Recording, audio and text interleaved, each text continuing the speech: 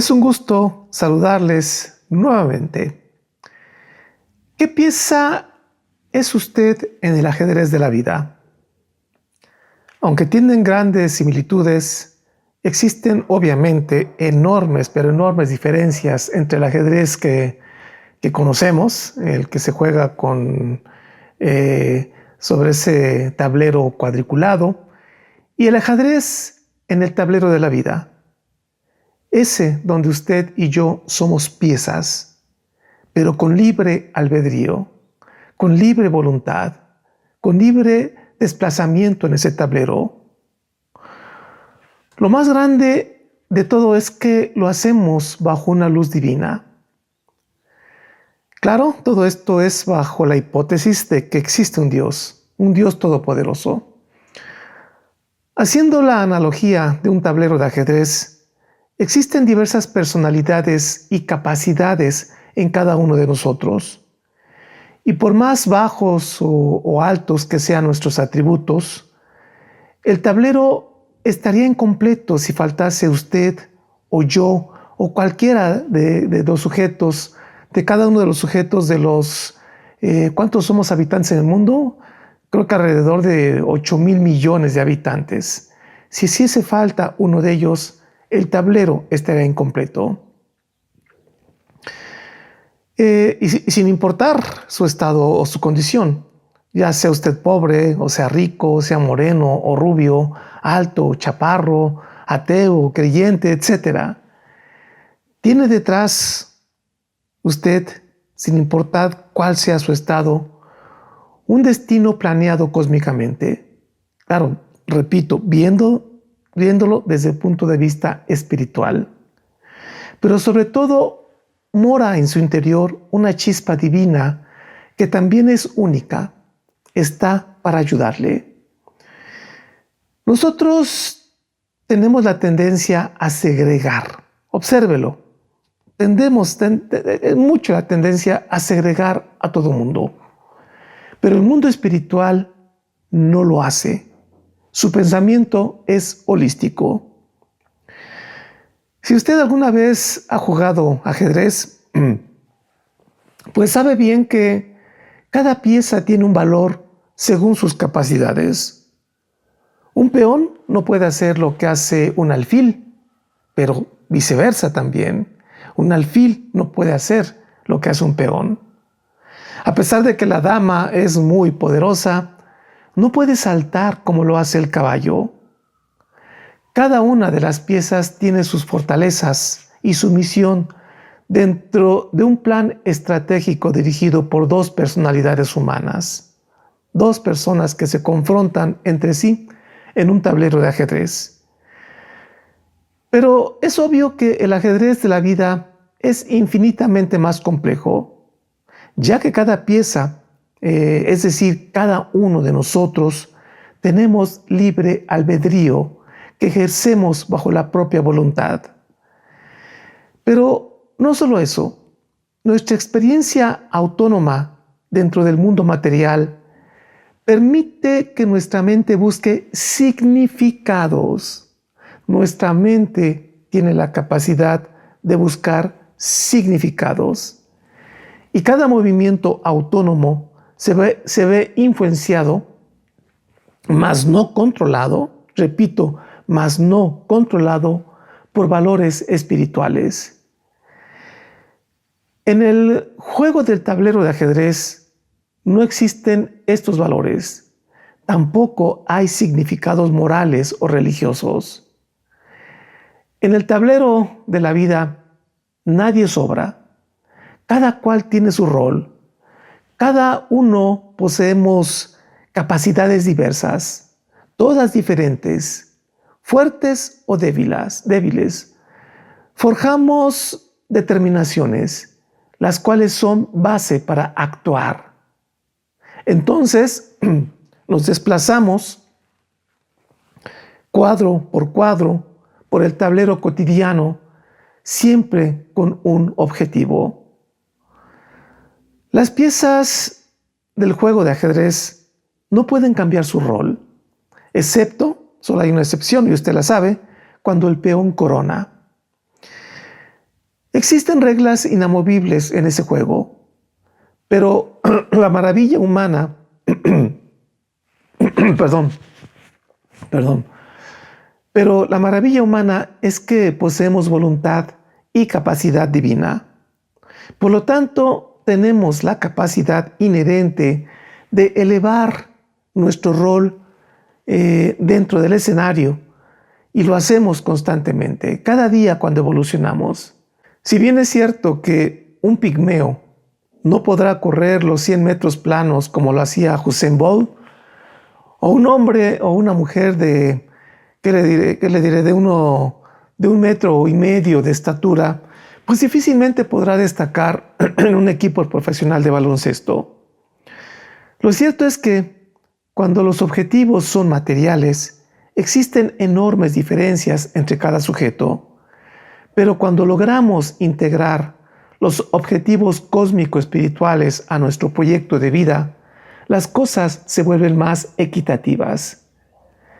Siempre y cuando, por supuesto, no tengamos un trastorno mental o biológico grave que inhiba el acceso a la conciencia espiritual.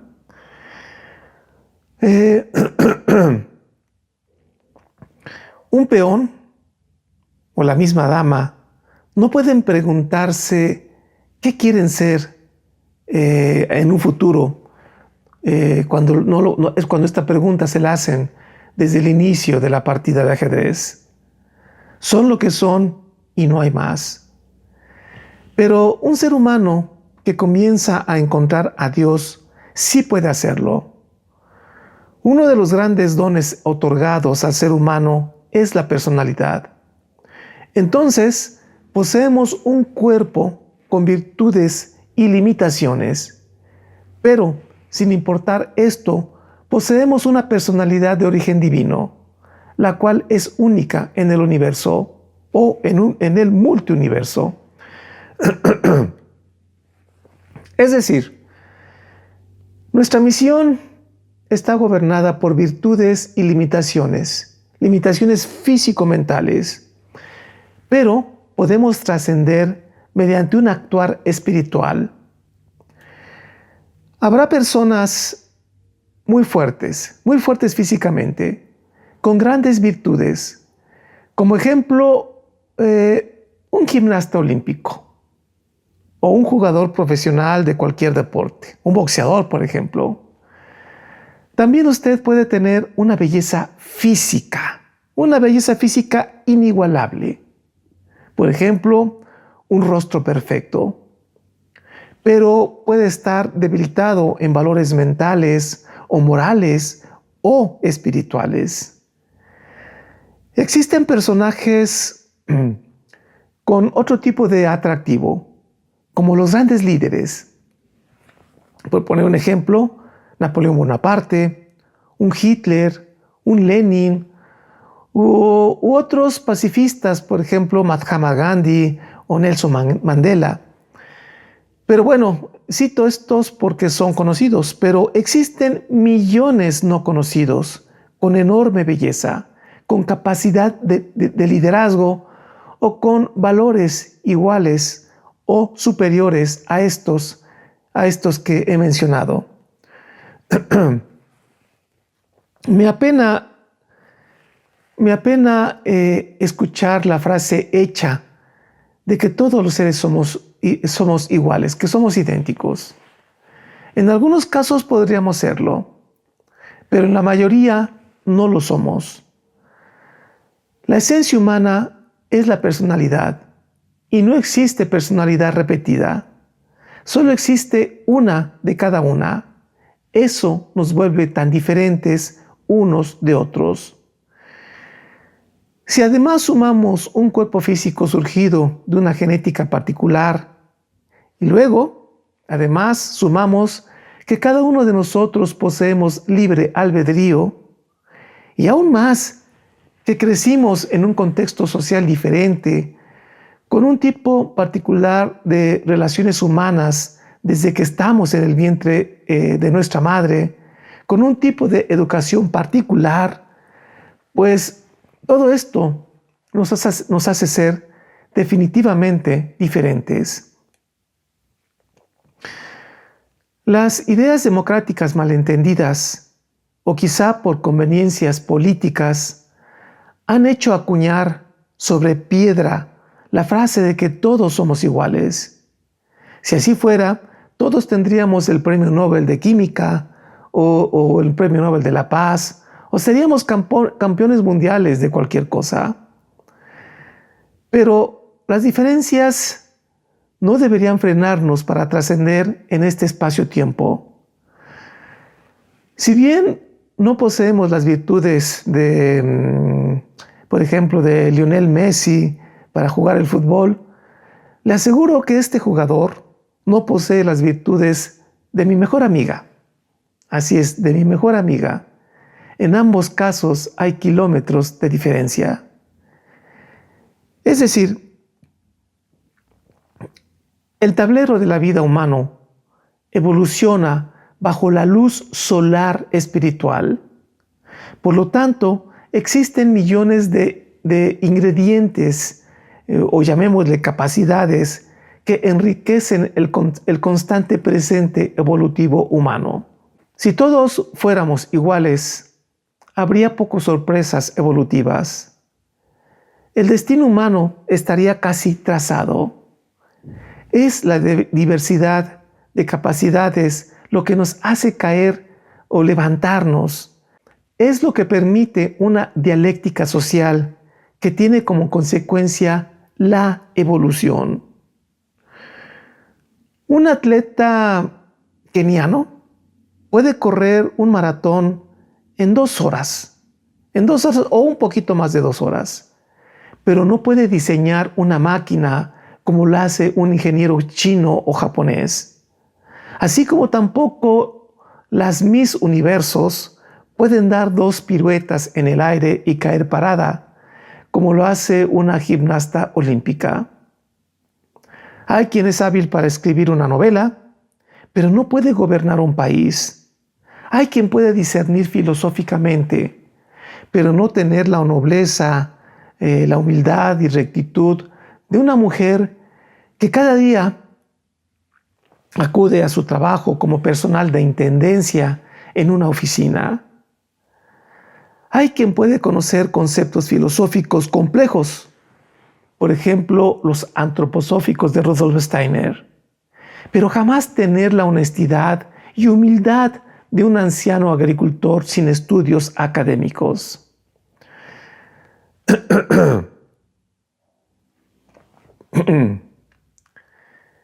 En fin, esa diversidad de capacidades en el terreno físico, moral y de valores supremos vuelve interesante y fructífera la travesía humana. Y es fructífera dado que tales diferencias nos permiten autodimensionarnos. El contraste es la cuna donde nace la capacidad de mirarnos a nosotros mismos. Mirar al otro me permite mirarme a mí mismo, siempre y cuando tengamos la capacidad de mirar, porque es una virtud que pocos la tienen, muy pocos. Incluso los propios filósofos, muchos de ellos no se pueden mirar a sí mismos. Por nuestro estado evolutivo solemos dar enormes valores a las virtudes materiales temporales, prácticamente olvidando los valores supremos, aquellos que son permanentes. Esto es evidente en la vanidad de algunas personas agraciadas físicamente, o en aquellos que tienen poder económico o político, entre otras personas, por supuesto. No obstante, las virtudes de corte espiritual son más elevadas, pero muy poco valoradas en estos tiempos. El ser humano mismo suele sobredimensionar el poder material. Por ejemplo, el de las personas famosas, ya sea un artista de la farándula televisiva, o un deportista, un cantante reconocido, o cualquier famoso político o millonario. Y si se topa con ellos, pues muchas veces las personas le piden el autógrafo o una selfie. Todo esto es parte del tablero de la vida de esta época. Este tipo de inercia social nos hace olvidar nuestras virtudes espirituales. Ahora, yo le pregunto, ¿en qué cosas usted se considera grandioso? ¿Qué virtudes tiene y que otros no tienen y que pueden ayudar a sus semejantes? No lo olvide, las virtudes y defectos de la diversidad social de cada tiempo son las que enriquecen nuestro estado evolutivo. Perdón, pero hoy estoy grabando en la mañana. En la mañana siempre tengo una molestia en la garganta y me cuesta trabajo hablar y se me vuelve un poco ronca la voz. Y lo peor de todo es que ahora no me traje mi vaso de agua.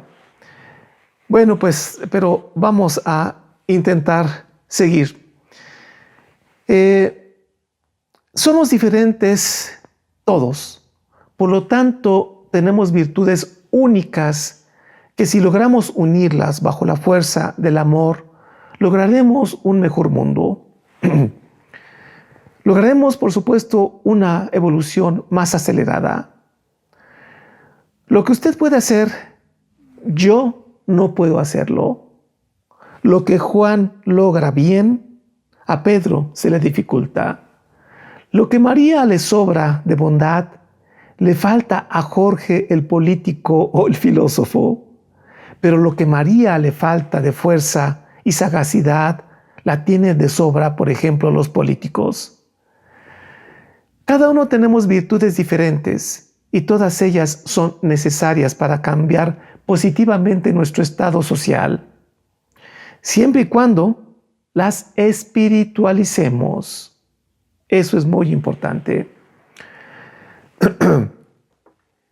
El poder de cada pieza en el tablero de ajedrez logra una batalla intensa gracias a que una inteligencia humana usa esos poderes particulares de cada pieza para vencer al contrincante. Pero esas piezas no deciden por sí solas hacia dónde moverse.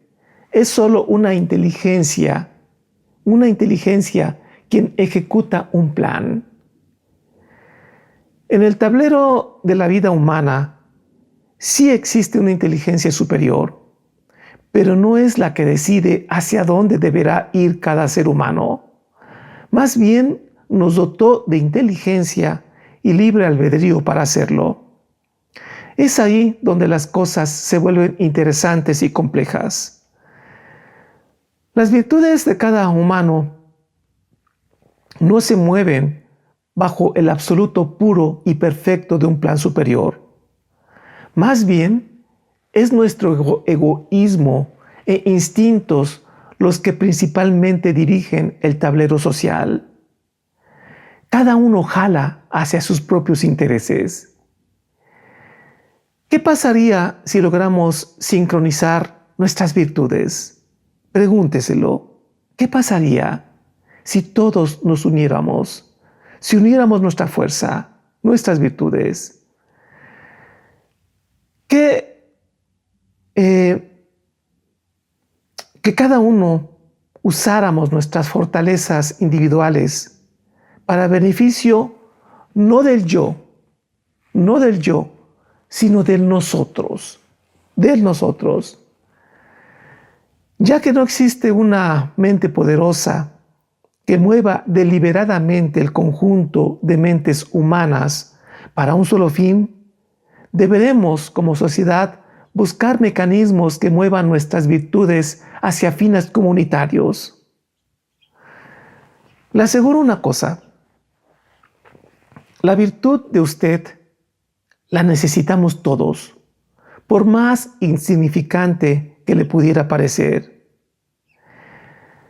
He observado de cerca el desempeño de varias instituciones escolares basadas en principios filosóficos, entre ellos las steinerianas. No obstante, esa guía filosófica es común encontrar enormes debilidades. Es decir, el estudio intelectual de una filosofía corre el riesgo de elevar el ego y la soberbia. Vaya que lo he observado en cierto tipo de escuelas, sobre todo en sus dirigentes, sobre todo cuando hay fanatismo. El fanatismo es peligroso hacia donde sea, incluso hacia la antroposofía. Y este fanatismo, que suele ser muy a menudo pues, en las instituciones, pues es uno de los grandes lastres. Recuerdo una institución donde sus integrantes estudiaban cada semana principios filosóficos, todos menos el personal de intendencia. Entre ellas, recuerdo a una señora de escaso nivel económico, me refiero del personal de intendencia, de escaso nivel económico y cultural, que irradiaba sencillez, irradiaba humildad y honestidad. Y una cosa más, altruismo. Vi varias señales de altruismo impresionantes, valores que eran escasos en muchos expertos filósofos de esa institución. Esta señora hacía el aseo de los baños. Era lo que hacía. La escala de valores espirituales es muy diferente a la nuestra. Ellos poco valoran los conocimientos intelectuales. Lo que es cada persona es lo que trasciende, y la humildad es uno de los más grandes valores espirituales. A lo largo de mi vida, la persona de la que he aprendido las cosas más valiosas de mi vida no es de un filósofo o de algún personaje intelectual famoso. Más bien, mi gran maestra es una persona del sexo femenino, una mujer. Y esta persona es mi mejor amiga. La conozco de hace más de 40 años. Una mujer que no da conferencias. Ella no da conferencias. Tampoco tiene su página en YouTube. No tiene redes sociales. Tampoco escribe libros. Ni se pone etiquetas de sabiduría. No tiene máscaras. Ella no se concibe como maestra. Nunca tiene la intención de enseñar. Pero sí, si es uno atento con ella, puede uno aprender muchísimo, los más grandes valores de la vida. Tiene virtudes únicas, como la humildad, una impresionante honestidad, suele olvidarse del yo y centra su fuerza para ayudar, para servir al otro. Ella es la que atiende principalmente nuestro pequeño albergue de gatos y ha ayudado a cientos, si no es que miles de gatos a lo largo de su vida. Ella no tiene títulos académicos, no presume ni exhibe sus virtudes. A veces pareciera que ni siquiera es consciente de ellos, como si no existieran. Sus valores son verdaderamente auténticos. Surgen desde lo más profundo de su alma. A veces las personas asisten a cursos o realizan seminarios filosóficos para escuchar las palabras, ya sea de un conferencista o maestro o la lectura de algún filósofo. Pero sin saberlo, podemos tener al mejor maestro a nuestro lado.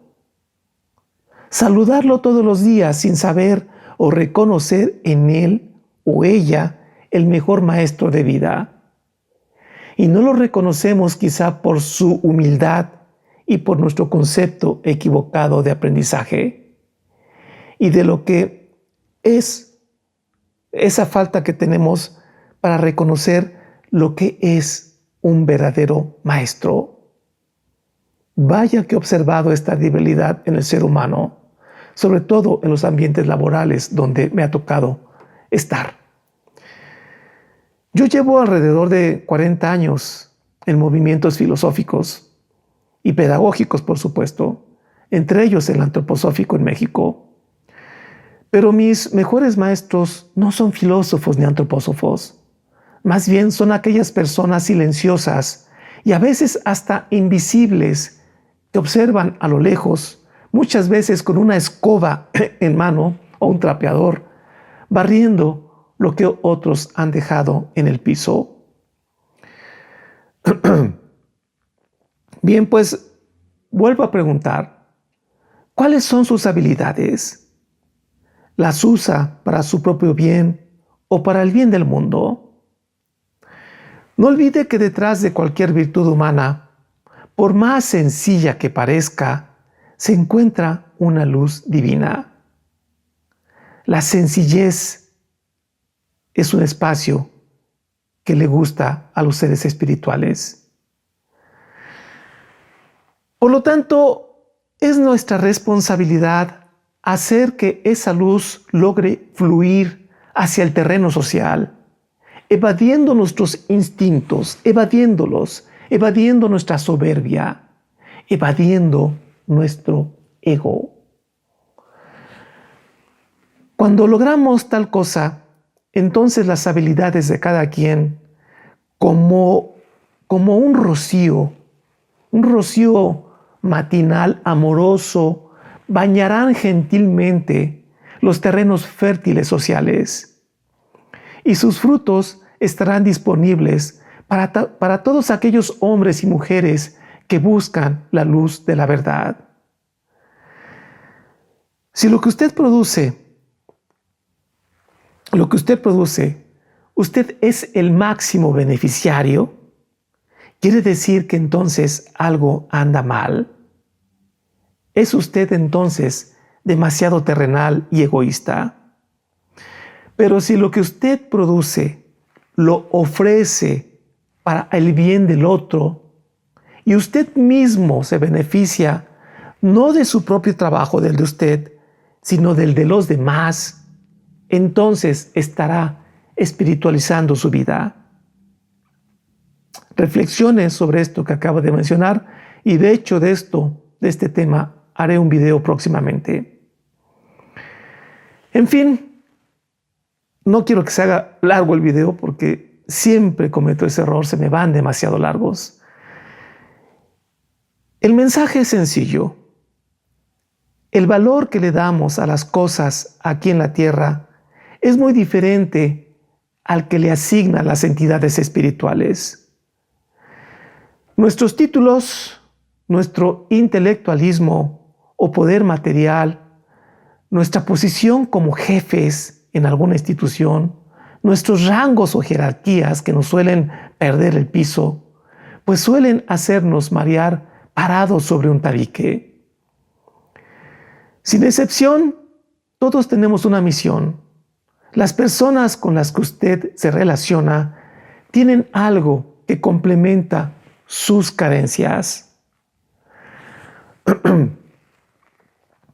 Solemos darle un valor a las cosas desde nuestro ego. El ego nos enceguece. Muchos valores se hallan detrás de aquello o aquel que detestamos. Deberemos estar muy atentos hacia los valores de los demás. En lo más sencillo y silencioso pudiera estar lo más valioso. Muchas veces el aprendizaje no proviene del que deliberadamente pretende enseñar o del que identificamos como nuestro maestro, sino que el mejor maestro pudiera estar a nuestro lado cada día. Pero como no es extranjero, o no tiene los ojos azules, o no tiene la etiqueta de sabio, pues entonces lo ignoramos. Simplemente no existe.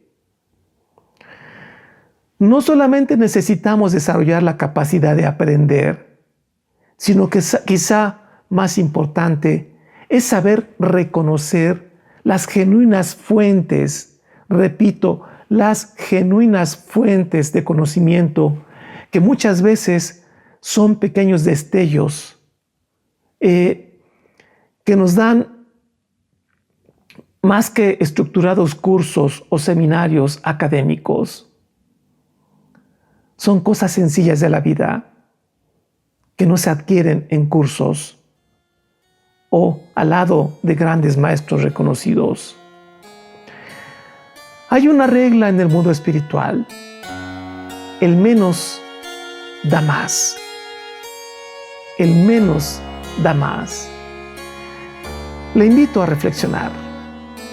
Soy el profesor Javier Posada, y que la luz de la verdad ilumine su camino. Hasta la próxima.